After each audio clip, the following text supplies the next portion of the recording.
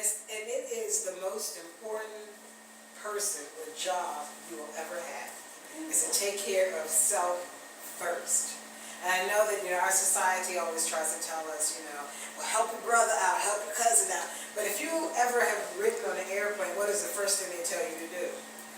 Put the mask on yourself first. Because if you're dying, you're out there with no life raft on, you can't help anybody. Even if you have your life vest on, at least you can keep them afloat, but you got to have yours on first. So the thing that we have to start learning is that we have to assist ourselves first. And when you do that, sometimes that may seem like it's a very selfish thing, but sometimes that's a very necessary thing. Because if you're drowning, and you talking about you're going to come over here and help me what? Help me drown? You know what I mean? You don't have any money, you don't have a position, you don't have a job, you don't have a house. Come on, I'm going to help you out. Help me out with what? You know what I'm saying? Right. And so many times we do this because we're really asking for help ourselves. Since we have the duality dynamic, which is really unity, I'll say that I'm being skillfully selfish. Oh, I like that. Skillfully selfish. Because it's an unskillful, if you since you got the duality, you have an unskillful way to be selfish and a skillful way. So as a strive towards perfection, my first thing is to be skillfully selfish. Yes. Yeah, you have to. Because you are growing the seed of your soul. And in doing that, then you have to understand where that soul is in the now. And what is it if you believe in regression and you go back and you clean up? Because that cleanup back here is going to reflect this. Because this is going to be different because of what you've done here. And what we call the present is going to be different here because of that. It's going to have a the reverberating effect. And we have to be understanding of that. And what is it that I'm doing when I'm eating and I'm drinking and I'm participating and I'm doing all of these different things and I think that I'm helping me and I'm not. Even deep in conversation, because for me, I know at least when it comes to conversation, there's certain things that I want to say, and I've been dealing with a lot of resistance in my communications with people in the past week or so. And what it is now that I'm taking care of myself and being skillfully selfish, I'm saying things how I want to say it. I don't feel like, okay, this is like, how you say it's the right time and place. I'm just saying things, but I'm becoming more toward, I'm just realizing that it's really not much for me to say. True. At least for now, because...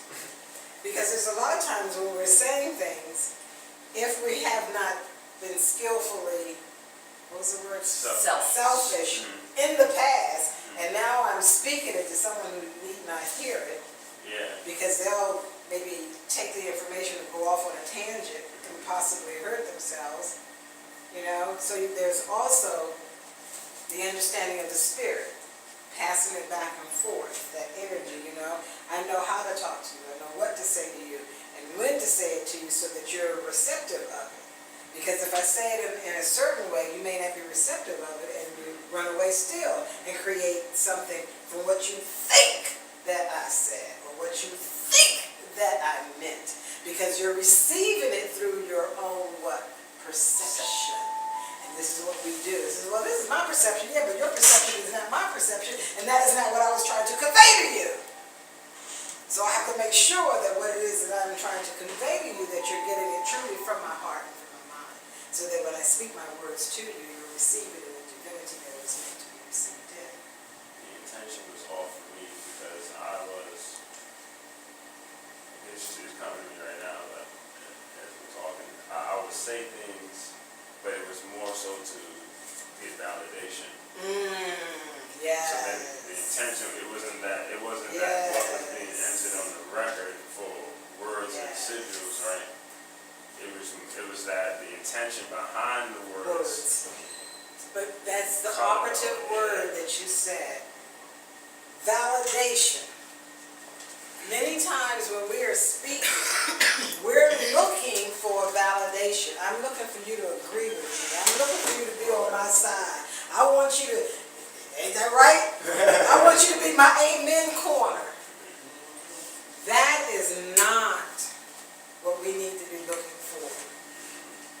We do not need an amen corner. Amen. If we're coming from divinity and you're coming from truth and the angle of light that you are reflecting is pure, you don't need it. Then you speak your words in your own authority, you walk in it, and nobody has to justify it for you because you know that I am it. And when I am it, you see it, you feel it, you look at it, you may even say, that's it. So we have to be able to understand who we are at all times, and be able to carry that energy with us, because that is what makes us such a divine and unique people. We were strong individually, and then we were strong collectively. This is where we need to now go back into, to be strong individually as well as collectively. Because when we start really understanding that, then no man can fashion any instrument that will divide us. Our men and our women need to be at oneness, attunement, with understanding who and what we are as the divine people, and then walk in that rhythm of light and essence of the oneness of who we are. So when you start thinking about how am I treating myself, how am I loving me, what is it that I do to love me? What is it I do to heal and help me to stay on that straight